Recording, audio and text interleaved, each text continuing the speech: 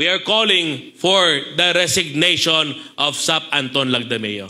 I hope that he stops interfering in elections. Dahil sinabi ng Pangulo, magkakaroon ng honest and credible elections. I hope that SAP will stop harassing the mayors. Kasi hindi yan ang pag-uugali na isang bagong Pilipino. Takutin mo ang ating mga mayors, nihaharas mo sila, at sasabihin mo, kung hindi ka sasama sa utos ng Malacanang, diba? Name drop pa ang Pangulo, kakasuhan ka namin, tatanggalan ka ng bodyguard, papalabanan ka namin, papakulong at paparade ka namin. Sabi ko, ibang klase itong tao na ito. Pero ako, we try to remain patient, ladies and gentlemen. Because in the many lessons that I have learned as a kid, even now, I am still continuing to learn many things. Talagang nakita ko doon na yung mga oppressors, yung mga nanghaharas, yung naninira ng unity at pagkakaisa, hindi sila tumatagal. Hindi sila tumatagal.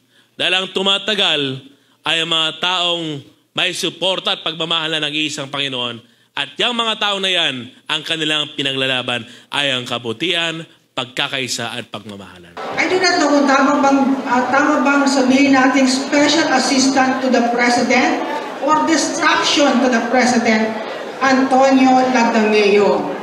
You know, kagabi binanggit mo naman yung pangalan ko. Ayaw ko na sanang magsalita. Binanggit niyo naman ang pangalan ko.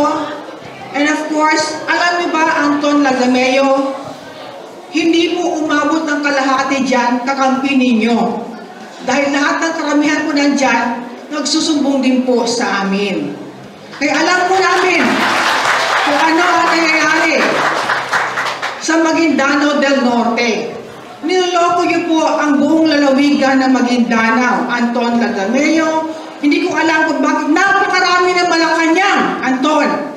May Malacanang ang Manila, may Malacanang ang South UP, at ngayon ko napagtanto na may Malacanang din pala ang Lanao del Sur.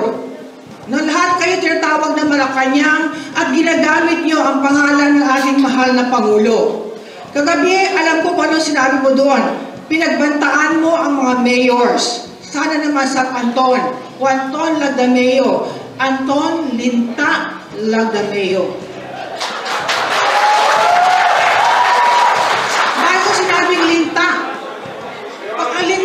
Kasi sumisip-sip ng dugo.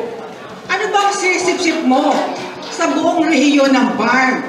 Ano bang meron sa barn at bakit nakatuto ka sa barn at pinag-aaway-aaway mo ang mga magpapamilya, ang mga allies, pinag-aaway-aaway po ninyo?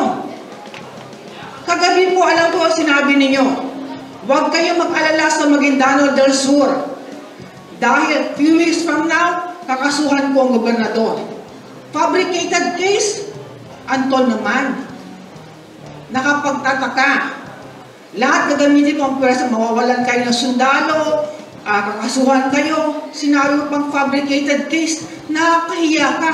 Dahil sinabi po ng Pangulo, peaceful election. Pero ang ginagawa niyo po, hindi po peaceful yan. Pinipilit po ninyo ang taong bayan ng Barn, ang taong bayan ng Maguindanao, na kayo ang pumipili kung sino ang gusto nyo maging kandidato, kung sino ang gusto nyo magiging gobernador. Hayaan po natin ang lalawigan ng Maguindanao ang siyang mamili kung sino ang nais nitong mamuno.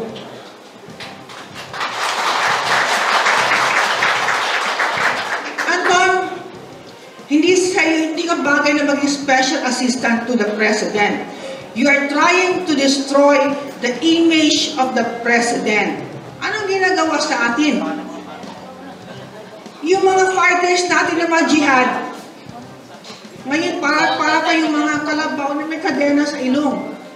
Na kung saan gustong hilain, doon pupunta yung kalabaw.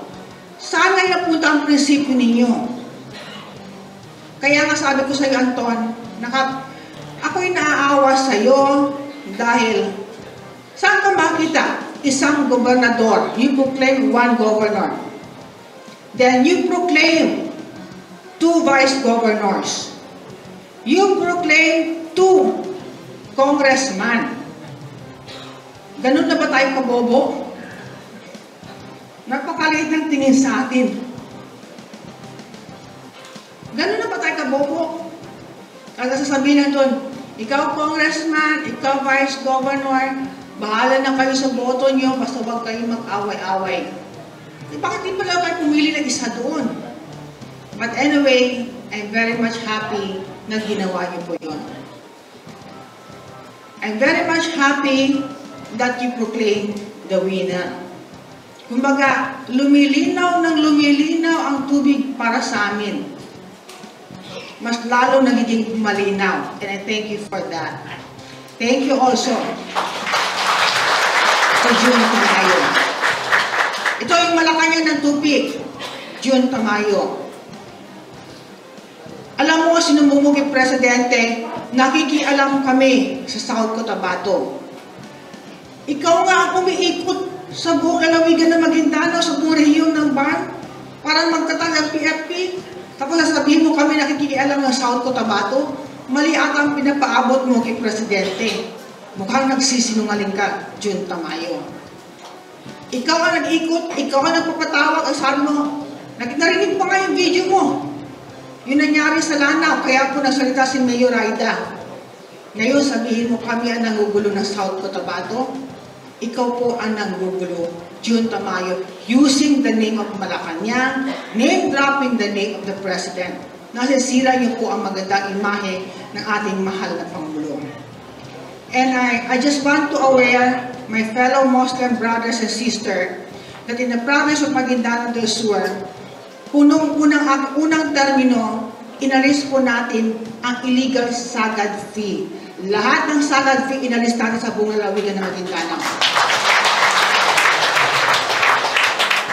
Allegedly naman, itong si June Tamayo, siya ang pumapasok sa atin, which is bawal sa ating mga Muslim, ang sugal. You are encouraging my brother and sister to put up STL in the province of Maguindanao. I hope it's not true, June Tamayo. Yung tao na si Mods. Kaya, to all the mayors in the province of Maguindanao del Sur, we have to follow a strict compliance on our religion na bawal sa atin ang sugal. Especially, lalo-lalo STL. Ang STL dyan, hinahawakan ito allegedly ni June Tamayo. Ngayon, sino nakikialam? Kami ba nakikialam ng South Cotabato o ikaw ang nakikialam ng Maguindanao? Mukhang ikaw. Kaya paabot mo ito kay Presidente, hindi kami nakikialam ng South Cotabato. Ako po si Congressman Muhammad Tong Paglas, nahalal bilang District Representative ng 2nd District ng Maguindanao del Sur noong nakaraang May 9, 2022. National and local election. Ako po ay kasapi ng lakas CMD as chairperson ng Maguindanao del Sur na may coalition na 5 pa na political party kasama ang Partido Federal ng Pilipinas. Sa coalition na ito ay mayroong gentleman agreement ayon sa equity of the incumbent. At dahil ako ang incumbent, alinsunod sa coalition ay dapat mag-giveaway ang mga ka-coalition at hindi mag-field ng kandidatong pagiging katunggali ko sa pagtakbo ng parehong posisyon. Taliwas sa gentleman agreement ng pinuno ng mga partido na ang susundin ay ang equity of the incumbent rule. Ang PFP ay mag-field ng sariling kandidato sa katauhan ni Ismael Toto Mangudadato Risley upang makipagtunggali sa akin. Itong bagay na ito, despite tila isang maliit na bagay o natural na politika, ay hindi sana humantong sa ganito kung hindi lang dahil sa pangingialam ni Sap Anton Magdameo.